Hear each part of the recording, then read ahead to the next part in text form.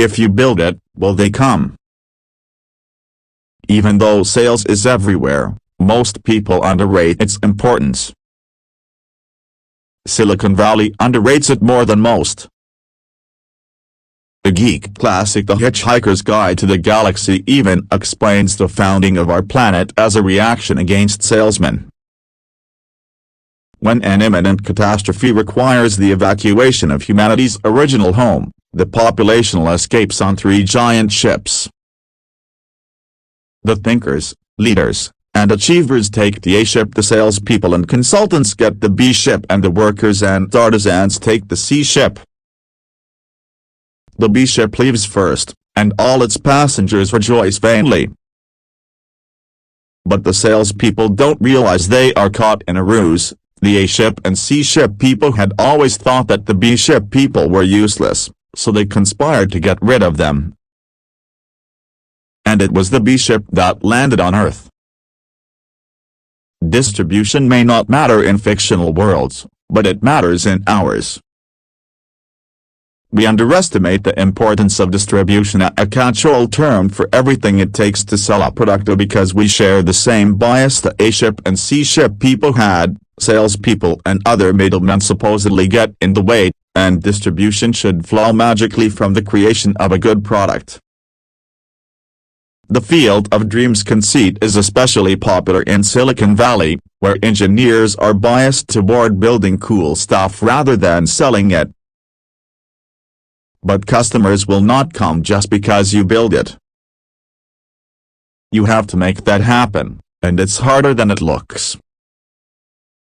Nerds vs. salesmen. The U.S. advertising industry collects annual revenues of $150 billion and employs more than 600,000 people. At $450 billion annually, the U.S. sales industry is even bigger. When they hear that 3.2 million Americans work in sales, seasoned executives will suspect the number is low, but engineers may sigh in bewilderment. What could that many salespeople possibly be doing? In Silicon Valley, nerds are skeptical of advertising, marketing, and sales because they seem superficial and irrational. But advertising matters because it works. It works on nerds, and it works on you. You may think that you're an exception, that your preferences are authentic, and advertising only works on other people. It's easy to resist the most obvious sales pitches, so we entertain a false confidence in our own independence of mind.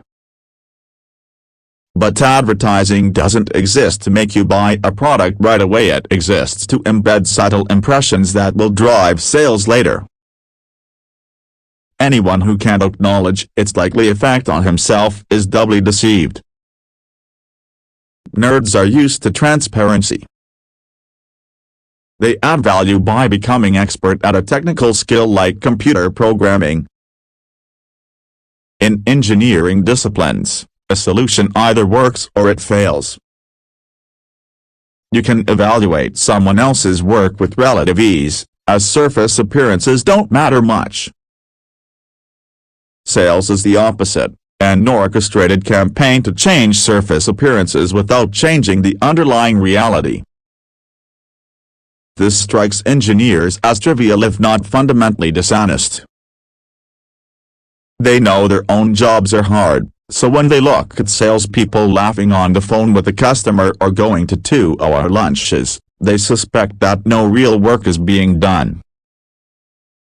If anything, people overestimate the relative difficulty of science and engineering, because the challenges of those fields are obvious. What nerds miss is that it takes hard work to make sales look easy. Sales is hidden. All salesmen are actors, their priority is persuasion, not sincerity.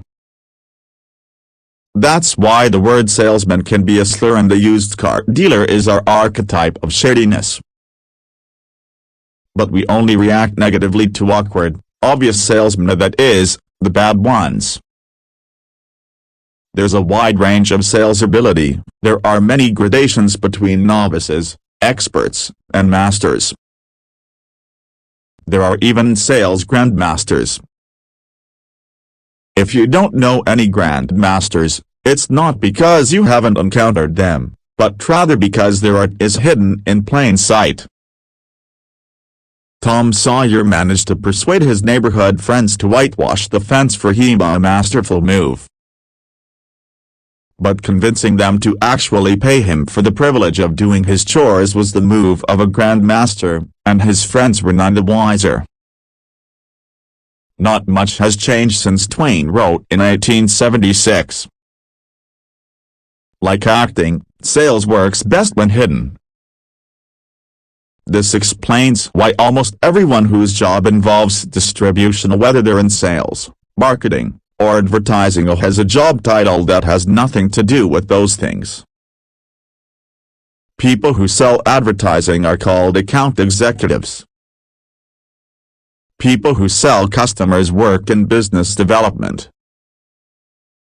People who sell companies are investment bankers.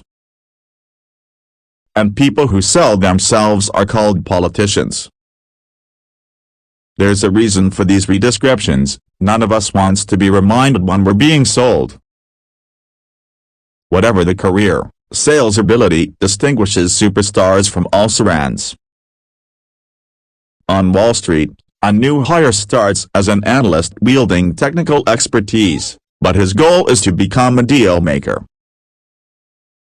A lawyer prides himself on professional credentials, but law firms are led by the rainmakers who bring in big clients. Even university professors, who claim authority from scholarly achievement, are envious of the self-promoters who define their fields. Academic ideas about history or English don't just sell themselves on their intellectual merits. Even the agenda of fundamental physics and the future path of cancer research are results of persuasion.